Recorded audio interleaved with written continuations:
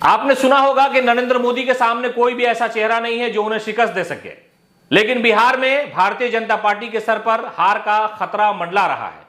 हालांकि उनके नेता बड़ी कोशिश कर रहे हैं, बड़ी जद्दोजहद कर रहे हैं। राजधानी पटना से लेकर के कई इलाकों में भारतीय जनता पार्टी के जो बड़े नेता हैं, चाहे वो अमित शाह हो, जेपी नड्डा हो, सम्राट चौधरी हैं, वो सब लोग घूम घूम करके लोगों को बता रहे हैं कि बिहार में जंगल राज आ चुका है।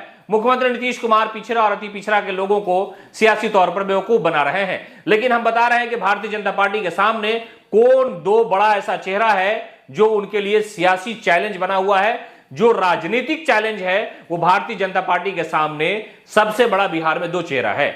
उन दो चेहरों की बात करें तो इस वक्त मौजूदा समय में सत्ता में उनकी पार्टी है, यानी जनता दल यूनाइटेड के मुखिया नीतीश कुमार।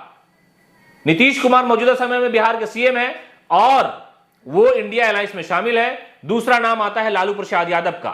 सामाजिक लीडर लालू यादव को कहा जाता है और कहा जाता है कि लोगों को अपनी तरफ मोह लेते हैं, लोगों को बुला लेते हैं और लोगों से वोट ले लेते हैं। और राजनीतिक तौर पर भारतीय जनता पार्टी के लिए लालू और नीतीश का काट निकालना नामुमकिन है, इसलिए कि लालू यादव की जो राजनीति है वो समाजवाद की है। और इस वक्त जो जाति आधारित गणना की रिपोर्ट सार्वजनिक हुई है उससे यह बात सामने भी आ गई, खुलासा भी हो गया है कि जेडीयू और आरजेडी की स्थिति काफी मजबूत हो रही है। और यह आधार उन लोगों ने बनाया जिन्होंने रिपोर्ट तैयार किया और वो अपना दावा भी पेश कर रहे हैं कि भाई हम इस बार चुनाव आसानी से जीत जाएंगे और 2019 में जो 39 सीटें बीजेपी को आई थी वो अब आने वाली नहीं है। अब 39 नहीं बल्कि 40 सीटों पर दावा है कि ये 40 सीटें अब इंडिया अलायंस को आएगी। दरअसल नीतीश कुमार और लालू यादव की जो राजनीति है उसका काट बीजेपी के पास अब तक नहीं हो सका है और वो होगा भी नहीं। इसलिए नहीं होगा क्योंकि नीतीश कुमार ओबीसी समाज, ईबीसी समाज में बहुत मकबूल है, बहुत लोकप्रिय है, उनका वोट उन्हें आसानी से हासिल हो जाता है। और लालू यादव का जो माई समीकरण है उससे भी उन्हें बड़ा फायदा होता है। यादव और मुसलमान का एक 33% 32% के आसपास वोट बैंक है, तो ये वोट इधर आ जाता है। उधर ओबीसी लव कुश की जो राजनीति है वो नीतीश कुमार करते हैं और कुछ सवर्ण जातीय का जो वोट है वो दोनों पार्टियों को आता है, कांग्रेस को आता है। तो कुल मिलाकर के लालू यादव और नीतीश के सामने बीजेपी अब तक काट नहीं निकाल पाई है। कोई ऐसा नेता उनके पास नहीं है जो इन दोनों नेताओं का मुकाबला कर सके।